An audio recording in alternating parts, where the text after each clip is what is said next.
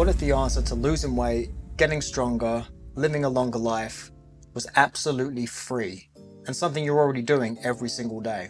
Sleep is perhaps the easiest lever to pull when it comes to improving your overall health. The problem is people are just doing it wrong. They go to sleep too late and they don't set themselves up for sleep during the day. I'm going to give you 3 ways you can improve your sleep starting today that require no money, no extra effort, just a bit of pre-planning. Let's dive in. The first and what I think is the easiest thing to do when it comes to improving your sleep is going to bed earlier. Most people are staying up way too late, and there's a reason why I say too late. The best parts of your sleep are deep sleep. It's really the MVP of your sleep cycle. You've got light sleep, REM sleep, and then deep sleep.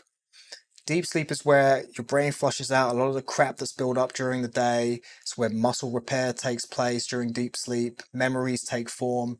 So if we're not getting enough deep sleep, we're not recovering properly. And that's when you start to feel a bit groggy the next day because you haven't had enough deep sleep. Most of that deep sleep happens in the first 3 cycles of sleep. Each cycle is about 90 minutes to 120 minutes. And if we don't get enough deep sleep, like I said, you're going to feel groggy the next day. If you don't go to bed before 10 p.m., you're actually going to miss out on the potential for having that deep sleep because most of it happens before midnight. So the best way to combat that is to go to bed early.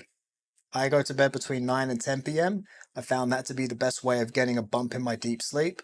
And you might say to yourself, well, I'm going to bed at midnight, but I'm getting up at 8. I'm still getting the 8 hours, the quote unquote magical 8 hours that everybody says is the most important to have.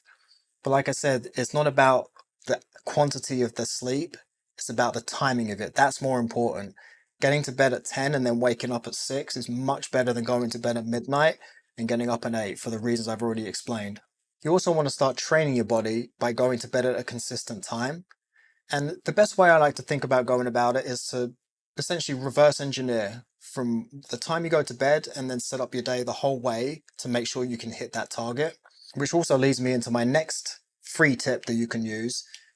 It's about the timing of your meals. You really shouldn't be eating past 7 o'clock. That gives you 2.5, 3 hours to digest all of your food because that has a real impact on the quality of your sleep. And again, can prevent you getting into that deep sleep because your body is still digesting. So we want to make sure that we eat with plenty enough time for our food to start working its way through our system. Otherwise, again, sleep is going to be affected. We want to avoid that. Same with alcohol. I mean, alcohol is another subject. I would recommend reducing the amount you're having and not drinking past 7 p.m., just like food. So your body has a chance to start working it through the system.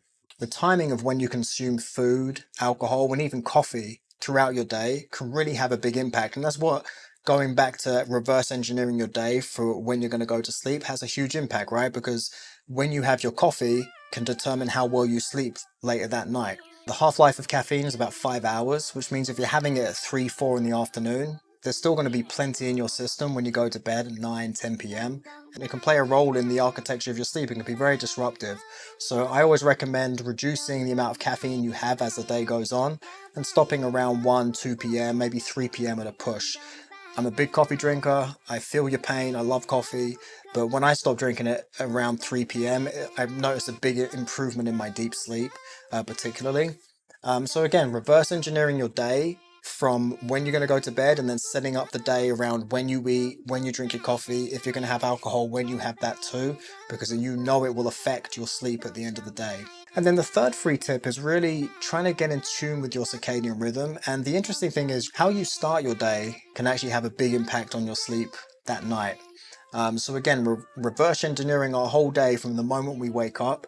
Getting early morning sunlight in your eyes is super important to getting good sleep because what we're doing is aligning our body with its circadian rhythm that it thrives on. And unfortunately, because of blue lighting and other factors and our phones and screens, which is a whole other topic to go into, we've set ourselves up to kind of get out of sync with our circadian rhythm. So getting early morning sunlight can help you get back into that. Just 15 minutes a day before 9 a.m., 9:30 a.m. You're going to get enough of the wavelengths from the sun at that time that will get your body in tune with its circadian rhythm. Really, really important. I can't recommend doing that enough. Your sleep routine actually starts in the morning when you wake up. So get that early morning sunlight and you'll set yourself up for a good night's sleep at the end of the day. So they're my 3 main tips. Number 1, making sure you're going to bed by 9, 10 p.m. so we're maximizing the deep sleep we're getting. Number 2, the timing of our food. Don't want to be eating past 7 p.m. Same goes for alcohol. And let's cut the coffee out around 2, 3 p.m. just so we don't disrupt our sleep later in the night. And then thirdly, getting some early morning sunlight. Again, before 9 a.m., 9:30 a.m., the wavelengths coming from the sun at that time will really set you up and get you aligned with that circadian rhythm. So then we're setting up our day to have a good night's sleep later that night.